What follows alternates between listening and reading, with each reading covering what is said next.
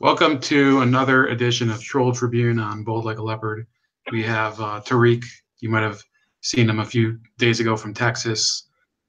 He's here driving in his car. How's it going, man? Going great, and you? Thank God. Any day you're alive, I guess, is better than any day that you're not. Um, Yeah. we have a few stories to talk about. Of course, we introduced Tariq on a night where there was a little more traffic in terms of topics. So today we're going to do probably like a half hour, get to know him a bit, talk a little about the Black Panther movie that we were talking about a few days ago, talk about the Farrakhan issue, maybe some stuff about Maxine Waters, and we'll see. Maybe, we'll see how much we get through. So Tariq, I don't think you said last time you're not really a Republican. Did you start somewhere politically and did you move, you know, to the conservative side, or have you become more liberal with your time, or how's it worked for you? Well, my family is traditionally like conservative, but they weren't really too political. You know what I'm saying? So with me, I wasn't really into politics until after 9/11, and the whole Iraq thing and foreign policy. That's what kind of got me into politics. But I was kind of like, the average American. I didn't care. I was, my family is not a hardcore Republican or Democrat. We're kind of just laid back. We don't try to push ideology. But when I started off as a libertarian, to be honest with you, because Ron Paul, I really like Ron Paul's message, especially in 2008. And he was running for the Republican Party. He said the only reason why is because the Libertarians don't get invited to the debates. So that's what kind of, got me looking at Republicans more than Democrats. Now, in 2008, I will say that Dennis Kucinich and Mike Gravel was looking good. I was really liking what they were having to say. But of course, the media, it's funny how the demonize but yeah, as time progressed, when Barack Obama won, I voted for him over John McCain. 'Cause I didn't like anything John McCain stood for. And then and what was it? Was it 2014 when what was the next election? I can't remember. The next elections after that when McCain went up 2012, against. Yeah. Romney. 2012. Yeah. Romney went up against Obama. I could not vote for Obama again, and I didn't like Romney, so I just written in. I voted for Ron Paul. I think Ron Paul was running, and what pushed me more to the right was really the media. The constant attacks. You know what I'm saying? I'm looking at conservatives getting silenced on campus. I didn't like that, and it's only coming from the left. And I felt like if I stood with the left on any issues, I'm siding with that and the media and the corrupt Hollywood. So the main reason why I never really talk about the right is because I don't want to carry water for the media. I mean, they already beating them down. I mean, even me and you were talking about the Oscars the other day. Everything was just aimed at the right. It's as if the left is perfect and they're so moral. So yeah, that's what pushed me to the right. Really, it's just the media. If they were balanced in their views and not so hypocritical, and silencing the right, YouTube blocking people's channels, Twitter banning people from the right, I would not be so concerned and worried about the right. But yeah, that's the reason why I'm kind of more looking at the Republicans more than the Democrats. It's just because how the media behaves. Yeah, and we have lately a lot of reports in the national media about a blue wave down in Texas with this Beto O'Rourke. I actually used to work with a dude named Beto who seemed a lot more. I don't even know this guy, but the guy I worked with was pretty fun. But what's your opinion of that? I don't know. I don't want to reveal where you live in Texas, but what's your idea of this blue wave? Is it a real thing? There is no blue wave in Texas, man. Now I think Texas got a lot of rural cities. Rural areas. I think if you go maybe to like the Dallas, Houston, the big areas, most of it appears most of the people there could possibly be liberal, especially black people. You don't see too many Republican black people out here. You know, almost all of them are Democrats. So I believe that's what they could be talking about. But you know, you got the media. You can't. I don't really listen to them because you know they like to do a lot of lying, and a lot of this is just psychological manipulation played on the people. So if they say some stuff like, "Oh, there's a blue wave coming on in Texas," it can frighten some Texan people to just vote. You know, they may just not vote because you know the Democrats are going to win anyway. So why vote? So I think all this nonsense is really just psychological manipulation played on Republicans to not get out and vote Republican. But no, I mean, it's really country out here, really conservative. I can't honestly see these people vote, especially in the rural areas. There's like no minorities there. You know, there's like Confederate flags. They're not going to vote for no Democrats. I can't see that happening, man. Like, I really can't.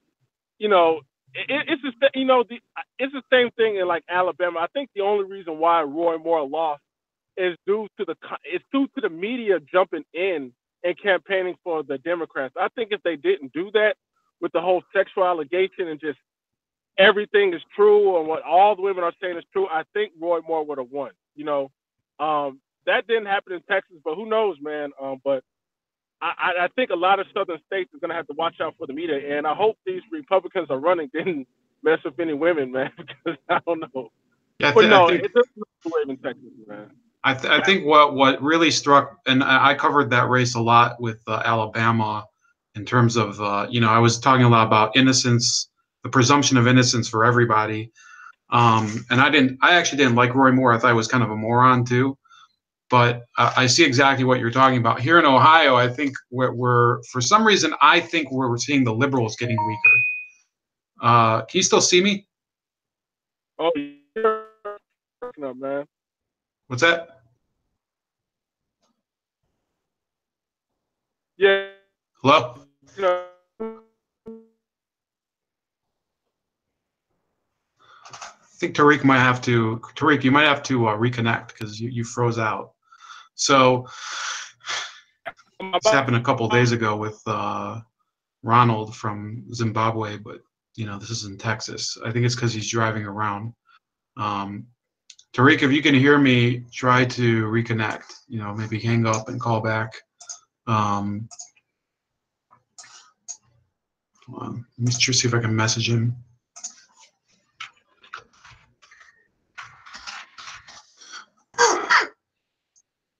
So we can get him back on.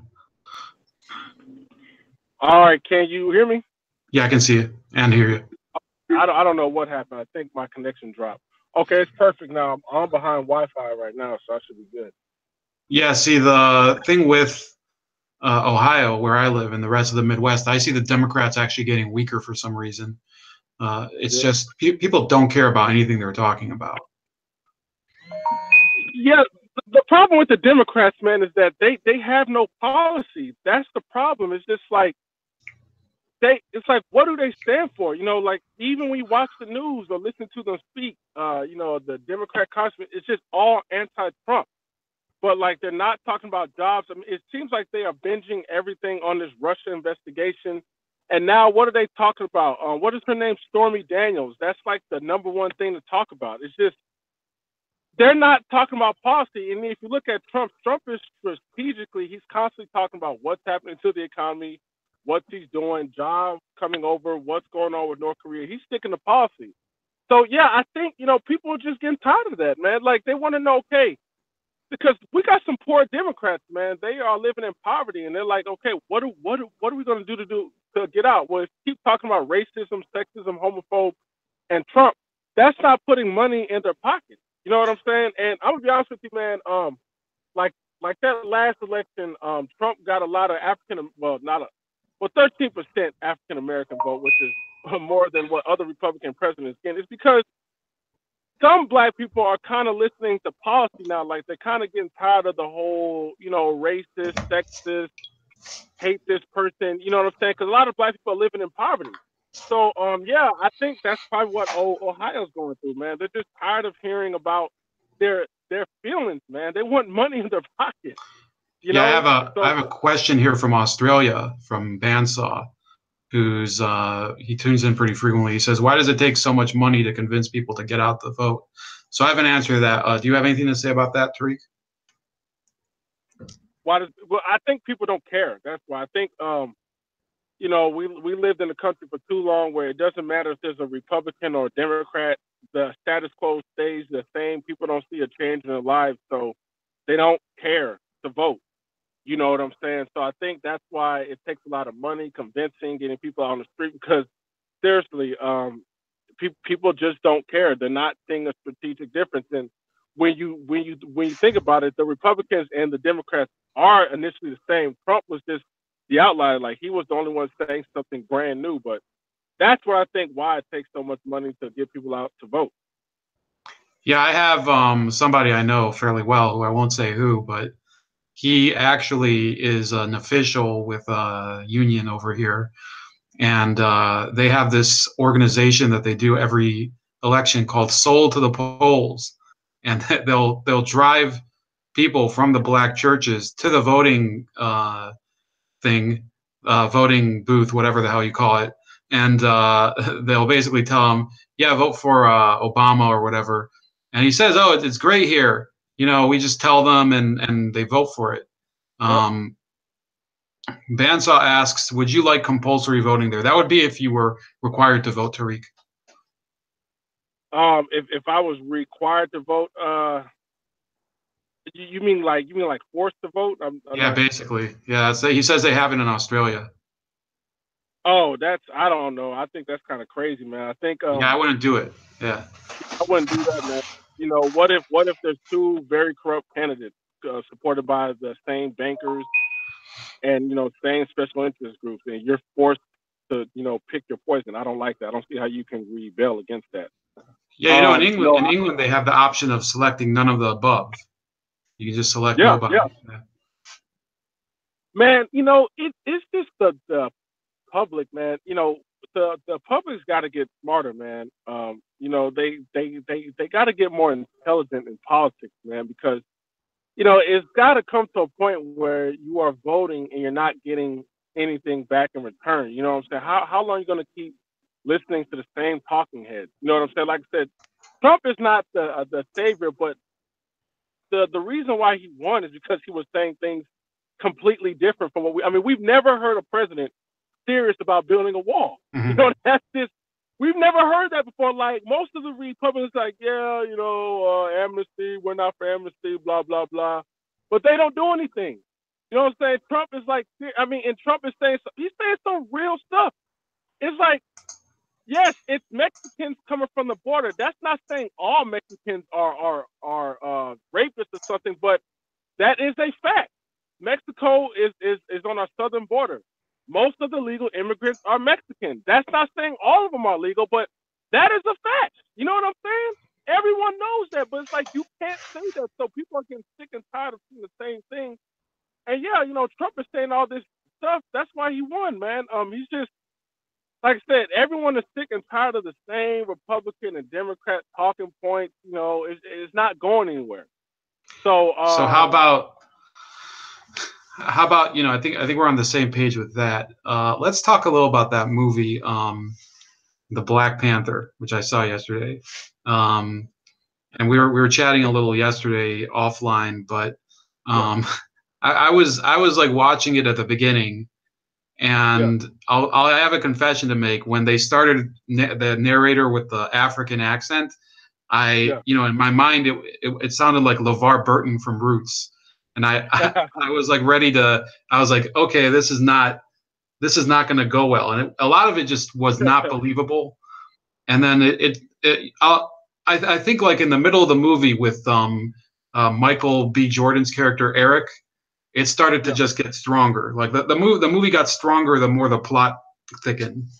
But the beginning yeah, I thought was kind of ridiculous. It was too over the top. The costumes, the whole shtick with the with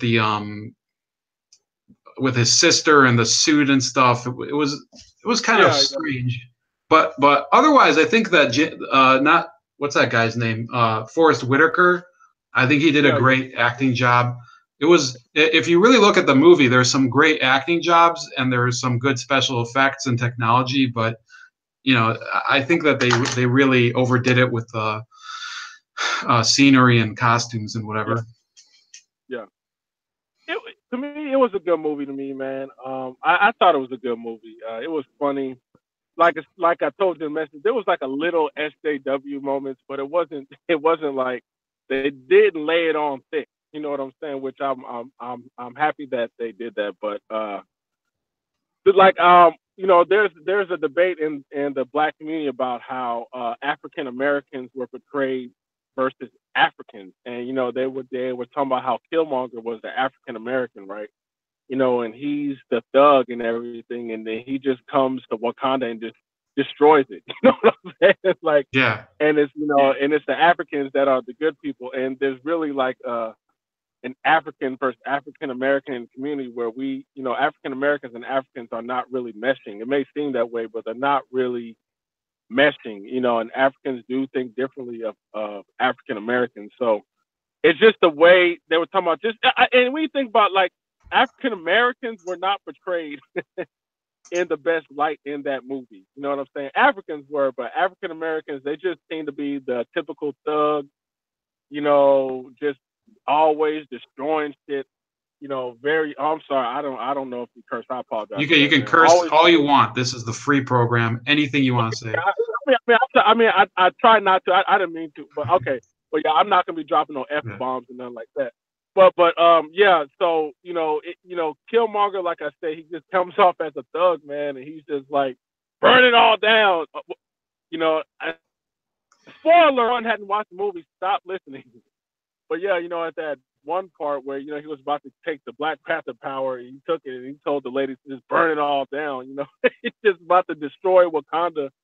So yeah, I don't, it's just African Americans were not portrayed right. But other than that, like I said, it's a good movie. But I think with African Americans, like they just trying to find like a positive portrayal. I didn't care for it too much, but I thought that was an interesting discussion when people were bringing that aspect up. I mean, what do you think? Do you think African Americans were portrayed in a pretty good light, or were they just kind of stereotypical? No, I agree. I agree with you on that. I mean, it's not like they picked that guy that played Carlton. I mean, he's African American. On Yeah, well, they could have picked. I mean, I think they picked a guy who was typical, and I think he did a good job. By the way, the actor Jordan on a lot of it. But I think the idea was to portray somebody who was the stereotypical angry black American black guy. That was the idea. One of the themes that I picked up on that I didn't hear a lot about was the importance of dads in oh yeah, yeah. children's lives. I think that was something that I maybe I should have expected, but it was important for both the main character T'Challa and the other guy Eric Killmonger. So Yeah. I thought I'm wondering why I don't hear a little more about that. Have you heard anything about that theme in the movie? No, no, they didn't too much. As far as I've been reading, like black media and everything. No, black media is all like, "Oh, this is the best movie." Oh, you're not gonna get too much critique on the movie, sadly. Except the only critique you're gonna possibly see is on Facebook. Where people are looking deep. But no, no, they didn't. I'm glad the movie did highlight the importance of that. But no, people weren't really talking about that. People were saying that Wakanda is more, Trumpian, I guess, because they were like, about minding their own business, securing their borders, not letting outsiders, come in and, putting Wakanda interests first, but before all, you know what I'm saying? That's kind of what, the Trump theme is American first. So I thought that was kind of interesting that they've done that. But yeah, no, there wasn't too much. There was talk about the black women being a little bit masculine. I don't know. That was an interesting discussion. Because some of the black women were like, they kind of want to be feminine, like they don't want to be fighting like the men. That's something that men do. They don't want to just be out with the spears and fighting. But I thought that was pretty interesting. I didn't think the black women. I mean, I didn't think the black women were too masculine, but I kind of get what they're saying. I mean, we do in our community because we have a father problem. A lot of our women are a little bit masculine, and you have to be that way if you're raising a child by yourself. So I can kind of get what they're talking about, but those are just deep stuff, man. Like, those are just the Yeah, deep stuff because there was something about those guards that was like really creepy. Like yeah, because yeah. I mean, I like the first guy who was like, why do you have two Grace Jones looking women in the doorway? Like, because I remember Grace Jones from that James Bond movie. Yeah. I was like, yeah, this is that's like that was a very strange thing, but I understood. I think I heard about it before. One of the things that was bad, not about the movie, but going into the movie, was that people had really ruined it by, it Oh was man, overexposed. It was overexposed. heck So, yeah. I go in and like I said, I was coming in, I was thinking about comparing it to Coming to America, and instead I heard, the voice of the guy from Roots, Kunta Kinte. I was like, I don't know if I can actually give a fair opinion on this movie anymore because, I think I just jinxed myself. Um, how about this whole stuff that's happening right now? I think you put up earlier that the CBC condemning Farrakhan is a disgrace or something. Um, Yeah, yeah. What angers me about that is the CBC is very useless. They don't do anything for black people at all. So, but it just seems like when they're told to come out and condemn a black person, they rush to do it. And they don't do anything else. It's just like whatever white liberals tell them to do, they do it. Like I've never seen them ever raise any issue with white liberals. You know what I'm saying? And it just seems like they have to be this attack dog to show that we are the good Negroes. We are the ones you should listen to. And they don't really. No one really knows the CBC. You know what I'm saying? No one like the John Lewis. Nobody knows what they do. All they do is sit around, they talk about racism. But for the Farrakhan thing is this. I mean, I know he said some controversial things, but it's kind of hard for people to throw him all the way out because if you look at the black people that's in his movement, like they are. I mean, he took people off the streets who was drinking alcohol, smoking, gang banging, and just doing all a bunch of crazy stuff. And they're cleaned up. They are dressing up in suits, very helpful, respecting women, getting married. And they treat each other like brothers and sisters. So people, when they look at that, I mean, it's like it's not all bad. I mean, some of the stuff he says is controversial, but then okay, then counter it. Be like, okay, I don't agree with Farrakhan with this, and this is why. And you can critique him and counter it, but it's just the whole, just throw them all out. And I see it's kind of hypocritical that liberals say that because Hillary Clinton has said a lot of bad things about black people. A lot. Nobody was asked to throw her all the way out. You know what I'm saying? In fact, a lot of black people came out in support of her, including the CBC. So it's just like, I don't like when they do that. They just look weak. It looks like someone told them to do that. If they didn't do that, they would probably lose their jobs. They just look weak to me, man. That I don't respect them at all. but did They don't. they actually come out and do it? Because I'm looking for the story and I can't find it. There's a couple of you know what, I got to get back to you some of the names. There was it's not an article. It's certain CBC members on their Twitter feed saying statements about it. I see. I have to get back to you the names. I apologize. I don't have. I promise I'll get to you the names. But no, there isn't an article though. It's just like you have to go to their Twitter page and they are saying like I this and that, pretty much virtue signaling. So but yeah, that's all it's about. And Farrakhan is not a very influential dude in the black community. I mean I don't really listen to him that much. I'm gonna be completely honest with you. I barely listen to him. It's very rare. Doesn't really have a strong influence. So it's just kind of odd that because Tamika Mallory was seen with them, it's just a huge thing, and it's just like she has to denounce them. I mean, I don't know. I don't get it. I don't know. Well, But I'll tell you, like, my reaction to this, uh, kind of different from yours, because a lot of people are saying that it's a huge problem that they expect people to, for example, with Charlottesville, they were saying to Trump, you must denounce, you must disavow, you must oh, apologize all the time, all the time, all the time. With this Farrakhan thing, a lot of these CBC members were associated with Farrakhan for years, were never called out by the liberal media. Now the liberal media is playing catch up. They're playing catch up.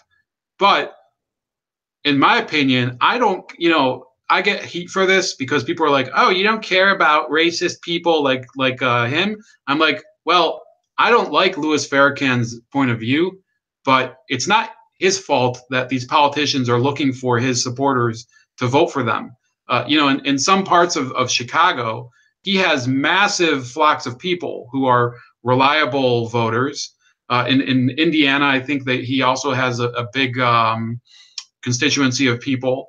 yeah, Other parts of the country, he uses his political power. I don't agree with his points of view, but it's their fault that they play this hide and go seek where they, to the surface, they're all about this feminism, this intersectional pro LGBT that's not, salad stuff.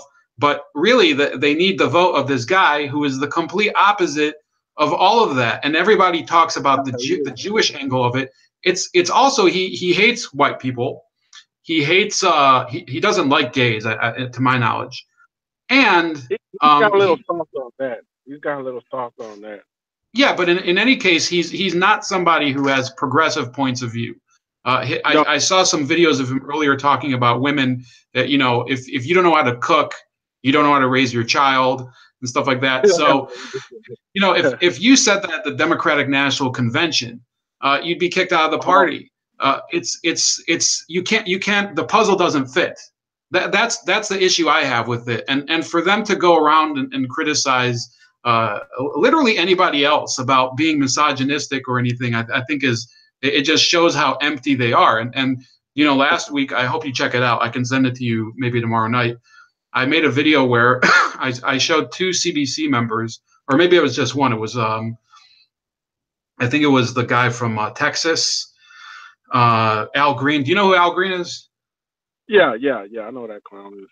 Yeah. So this guy was claiming that he had the Federal Reserve Chairman at the committee, and he's asking him whether full employment is really achievable. And then the Fed chairman's like, well, that's kind of up for debate or whatever. And then the Al Green, like, he's interrogating him. He says, the only time we've had full employment in the black community was in slavery. He just puts it out there. And, the Fed chairman's like, okay, I guess. And that's why I think I agree with you, but it's not my place to say that. I don't actually, I am represented by a CBC member here in Ohio, but I'm saying that I think they're a tremendous waste of time and energy for the people that they represent, including the black community, but including the people of the other constituents of their area. When you have the Fed chairman there, there's a lot of questions you can ask about bank loans and predatory lending and things like that. They don't do that. Even from a progressive standpoint. I mean, you can talk about how. Do you have a CBC representative in Congress, or do you have any feelings about them? Do you know them? Have you met them? No, I haven't met any of them, man. I really don't even like listening to them because, like I said, if you look at what they're saying, they aren't really even, Maxine Waters, them, they're not really talking about anything pertaining to black people at all. You know what I'm saying? They're supposed to be this black, congressional outlook for the black community, but they're not doing anything. They're just on immigrants and LGBT stuff. I mean, they are so mad at DACA. They're all about impeaching Donald Trump. So no, I don't even want to talk to them. But you're right about that though, and that's what they get. You're absolutely right. You know what I'm saying? Liberals, you're right. They they do demand Donald Trump to socially disavow. I mean, like even David Duke, Donald Trump does not support David Duke, but it seems like every time David Duke says something on Twitter, Donald Trump has to. It's like they force Donald Trump to disavow him. Like Donald Trump has no control over David Duke supporting him. You know what I'm saying? Like you can't stop somebody from supporting you. Like he can say I don't like him all he wants. David Duke is going to still come out and like Trump. What do they want Trump to do? Like I don't get it. You know what I'm saying? So you're absolutely right. And yes, Tamika Mallory. Hey, I mean, I get what you're saying. You know, she's a part of that whole LGBT, feminist, homo, all that nonsense. So yes, he is gonna have to live by those standards. You know, you're gonna have to disavow the entire person, just like you demand other people to do it. You are gonna have to do that because those are the people that you hang with. So yeah, you're absolutely right. It does make them look hypocritical. I agree with you, and that's what they get for associating with those type of people. You have to disavow the entire. But you know, the media, like I said, they like you make a good point. They are really soft on liberals, man. You know what I'm saying? So if you notice, it seems like Farrakhan is being attacked more than Tamika Mallory.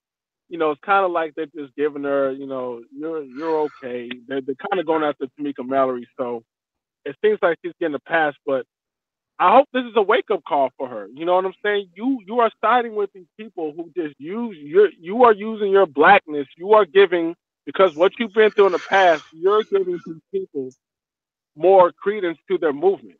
You know what I'm saying? And you're not getting anything out of return. You know, and you just sound silly on Twitter. I'm fighting for all these rights. I mean, I don't understand, Raymond. Like, what else do LGBT people have to fight for? I mean, I don't get it. Like, they can get married. I'm just confused. Like, It's all about where is attention, the man. It's all about attention. God? I don't That's get it. it. Yeah, yeah. Like, who is like? I don't know anyone who cares about it anymore. Like, I'm cool. I don't care about it. Like, it just seems like I'm a gay man and oh, woe is me, and oh, like, oh my God, man, like, who cares? And it's like they always want to tell you that they're gay. Like, okay, okay, like, it's like you want me to say something bigoted to you, so you can go whining on Twitter. It's like you want someone to be bigoted towards you. Like, I don't get these silly fights, man. You know, and the Yeah, they feminist used movement, to if it's make not, fun of it. I grew up in the Mad TV generation, and back then, you know, you could. What I don't get, you know, they want all these rights, but they also want the right not to be made fun of. And yeah, we have the right. I mean, I don't expect the right not to be made fun of. You yeah, know, everybody gets made fun of sometimes, and you know they don't think that those jokes are funny, but they are funny. I mean, if you actually listen to any of that comedy from, you know, Jim Carrey's Living Color, SNL, you know, they had the Mango. It was hilarious. Could you do it today? I don't know. I mean, it's stupid. They've ruined you can't do everything. it. You can't do it, man. Gay jokes was hilarious, just like race jokes when they even talk about white people or what black people do. You know, Dave Chappelle's show was really funny because he did a whole bunch of race jokes, man. But yeah, today is like if you say something about them, you're gonna get some lynch mob forcing you to apologize. You know, it's just God, dog. It's like, man, something is happening in this country, man. Like, I don't think this is by accident. I think this is by design. You know what I'm saying? I just feel like we are being forced to think some type of way. And if not, there could be some economic consequences behind that. You know, it's like our words are now being policed. It's almost like an attack on the First Amendment. And then it's like the people who are crying is like attacking you at the same time. You know what I'm saying? Like, how is it that you can talk about men and let's say, for example, you can even talk about white men. Like, you can say the most ridiculous thing about white men and absolutely nothing. In fact, you will probably get applauded and offer a TV show. But if you do the reverse to any other race, now it's just like a cause of concern. You know, it's this hypocrisy. It's like I don't know what is happening, man. But I think this is a way to kind of control our speech to force us to think some type of way for some type of radical change in this country, man. But that's where I think that we are going. Well, I'll tell you where I started to see kind of a number of signs that this was becoming this way. Uh, about 3 or 4 years ago, Jeremy Lin. I remember when Carmelo Anthony was making fun of him and a bunch of other people making fun of him for being Asian. You know, he didn't get the backing from the same people that, I mean, imagine that if he would have been made fun of being Mexican or black or something. He handled himself well. I think when Michael Sam and that other guy, Jason Collins, they came out as gay and the league and everybody. I remember listening to the radio when Michael Sam got drafted, and it was Amy Lawrence from CBS Sports. And she said to the callers, or before she would take callers, she said, "I don't want anybody giving any negative vibes, saying anything hateful or anything." I was like, "Well, if you're gonna say that out, first, then don't even tell anybody to call. You just want a certain response. It's like people should be able to respond, within reason, because there is FCC rules, but they should be able to say, I don't think that this is good or something, or the right to have an opinion. That's the only reason that I'm, otherwise I don't like Louis Farrakhan. But the fact is that he there's freedom. Right. He has freedom of religion in the United States, even though I've read about his religion, the Nation of Islam, and I'm not very, I don't really think much of it, but it's still his right. He has the freedom to assemble. He has the freedom. I think he owns a couple businesses.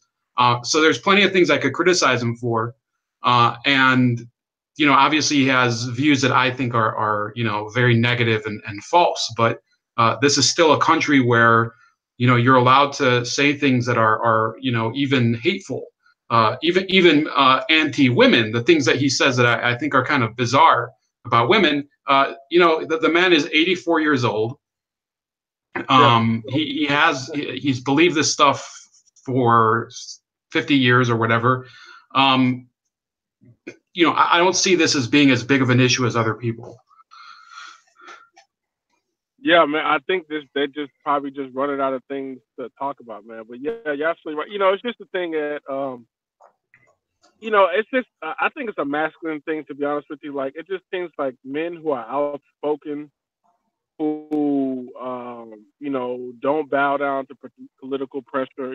They're kind of the ones that's being beat across the head as sexist and misogynist. It's the same thing with like I said, with guys like Jordan Peterson. Like, just guys who are really just trying to make a change, man, and just politically incorrect and very articulate and intelligent. Just the way the media treats these guys is just that they're just some alt-right, evil Nazis or something like that. It's just ridiculous, man. And golly, I was going to tell you something that just escaped my mind, man. So how about maybe I'll come to you. I think can we do, let's say, five to 7 more minutes, because I will have to go. Sure. But I want to get your opinion. Representative Maxine Waters of California, she did promise to do reparations if they get Congress this year, and she was with Angela Rye. I actually brought it up on Anthony Logan's program a couple days ago. What do you think about this? She really had this crazy speech where she's like, "Oh, impeachment, blah blah blah." Somebody comes up to her, says, "Well, we're from the reparations organization, this group that was trying to get signatures to get reparations." Would you say that, first of all, do you support reparations? But second of all, do you think that she's sincere in her efforts? No, I don't think she's sincere in her efforts. I think, when you pin Black people down like that, for them to look like they care about the community, they're going to say, yeah. No, I don't think she's sincere in her efforts. She's not a grassroots Black person. She's all just about impeaching Trump.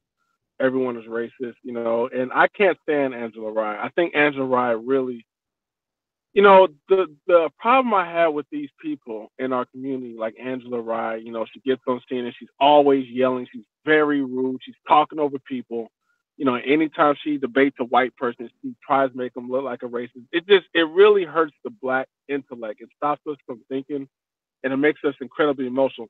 Now, the reparations thing is a tricky thing, because the thing is this, I don't see. I mean, the thing is this. The way I see it is this: if black people were to have their own things, like their own businesses, their own communities, their own homes, just their own areas, there would be no reason for us to be complaining about white people and white supremacy and all that. You know what I'm saying? It's just because I feel like if black people don't get their own resources and have their own, businesses, like I said, we're gonna. Well, I don't complain about it, but they're gonna keep complaining about white people holding them down, and it's not gonna end. I mean, you think about it, man. We're in 2018, and this race conversation is not going away.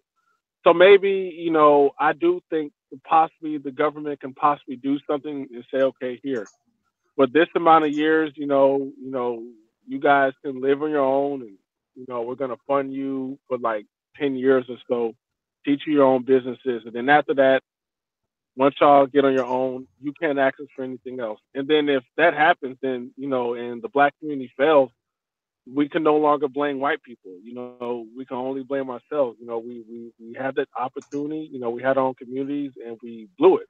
Now, if it succeeds, then good. But I don't know. That's just the way I see it because I don't see I don't see any other way. Now, I'm not really too like reparations, but I mean, if it is, it can't be in a form of a check. It can't be like let's give all black people $5,000 because I know what we're going to do. We're just going to, it's like the same with income taxes. A lot of us going to buy TVs. No one's going to invest it. A lot of them are not, they don't understand money like that. So it's not going to be invested. It's got to be in a way where black people are self-sufficient. Like they're not asking for handouts. They're like self-sufficient where they can live on their own, just like any other community and stop relying on other people to give stuff to them. I think it has to be done in that way. That will end the entire. I think if that is done successfully, that should put an end to all this racism talk, man. Seriously, that's just what I think. Otherwise, I just think this is never going to end. Yeah, I think Angela Rye. I mean, we both brought her up, but she seems to me an incredibly fake person. I did a bit of research on her educational and professional background, and it seems like she just had a fantastic life and she has nothing to complain about. Compared to most of the people I know, she's probably had, of all races, I think she's probably, she's she should be over the moon. She's had, she went to private school. She went to Washington University, pretty good university up in the Seattle area. Seattle University for law school. Did a lot of work for nonprofit organizations. And they pay well. So I think unfortunately people are getting hoodwinked by people who she's an actor basically. She's acting like and there's certain people that I'll listen to, for example, on Yvette, who we talked about last time, Carnell, who I'll listen to at least her views. Some of her remarks are pretty deep. Angela Rye, not so much. One last question before we go. This is from Bandsaw again, who's been watching the whole time. Tariq, what do you think of black people using the N-word in speech and song? Are you in favor of that? Oh man, I'm gonna be totally 100% honest with you, man. That's something that just all black people. It's hard because I sometimes use it, man. It's just it's like something that if you were, my parents never used that word. I've never heard my mother, my father say it. But if you're growing up in school, man, you hear that word all the time where it just starts coming out. It's almost like a curse word, man. It's just so.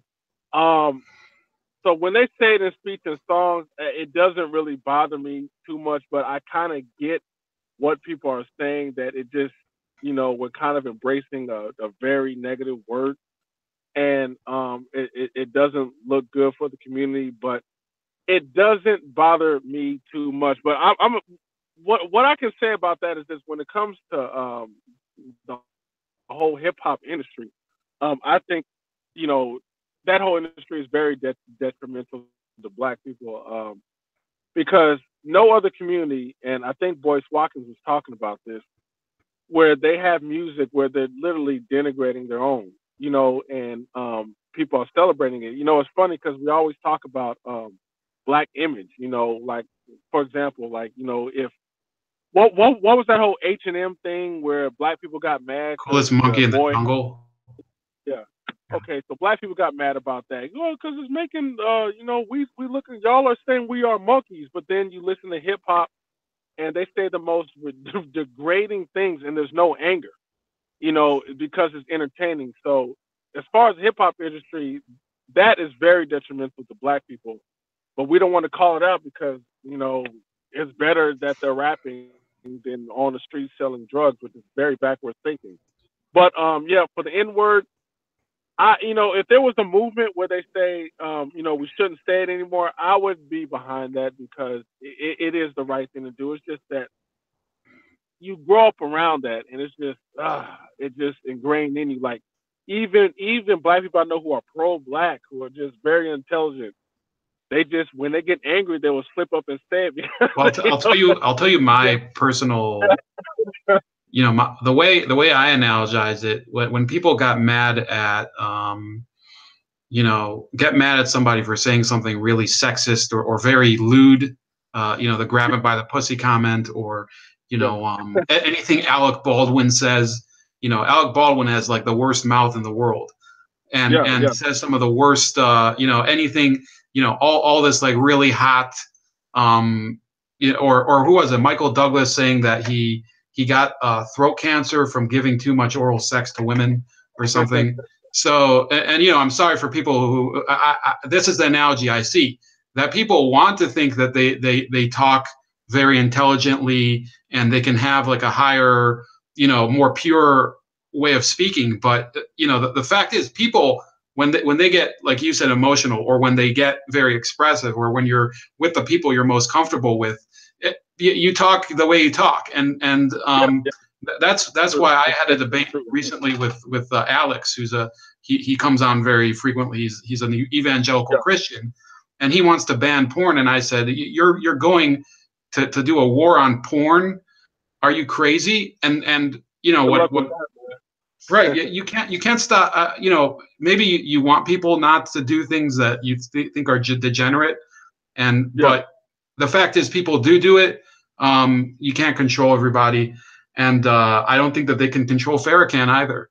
As much as we might no, not like him, that's the way he is, and that's why I'm not as pissed off about it as a lot of people are. Look, Tariq, do you have any last comments or anything? I think we can wrap up for today, and maybe we can speak a different time. yeah, definitely. Yeah, no, this was a good conversation, and just the main thing is just that what they're doing right now to control people is really just censoring them and blocking them out from society and trying to ruin them economically. But what's unique about Farrakhan is that he has his own money. So when you have your own business and your own money, nobody can shut you up. And Donald Trump is the same thing. He has his own business. He has his own money. They can say whatever the heck they want about him, but you're not going to ruin his business. He's not working for anybody. So it's just quite interesting. I would like to see more people, more business owners, more CEOs who is secure financially to kind of speak out against these ridiculous things that's going on in this country because nobody can shut them up. Because if you work for a Hollywood or a news organization, you say something, you're fired or you're banned. You are banned from Hollywood. So I just like to see more of those people come out and start talking, especially in the black community. All right, you heard But it yeah, there. This is Tariq from Texas. No other information given. Maybe if he has a website one day or anything, we'll share it. Or do you have anything like a website or page or whatever? I'm just on Facebook right now. I'm thinking about doing a website, but I'll keep you updated on that, man. Yeah, if you ever want to share something or you have any ideas, let us know, and we'll be in touch. So have a great weekend. I'm in Dallas, Texas. Yeah, don't mind. I'm in Dallas. I think it's on my Facebook page. Anyone can see it. I'm in Dallas, Texas. Oh yeah. Definitely How not. about how about that? Richard Sherman might come to the. I'm a huge Cowboys fan, by the way. So Richard Sherman, there's rumors he might come. Well, man, I don't really like the Cowboys, man. So, Are you? but we'll see. I mean, I kind of, I used to be a Giants fan, but I kind of you know due to a whole lot of things that's happened, I haven't really just been watching TV too much, man. So I haven't been really just been catching up on sports. Like, literally, man, my TV stays off, man. You know what I'm saying? Like, I'm doing a lot more reading, but no, I haven't really just been following it as much as I should, man. Yeah, Maybe, well, I maybe. mean, maybe this is the way we get smarter. We follow that stuff a little less. So, yeah. Yeah, yeah.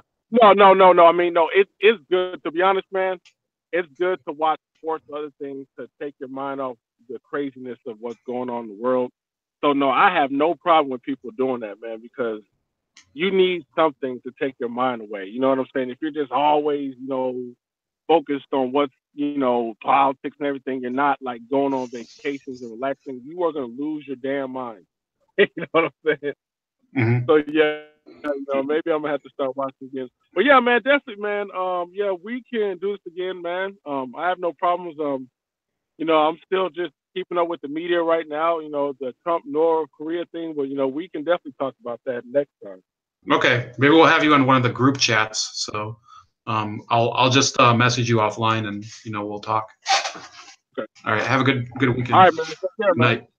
You too.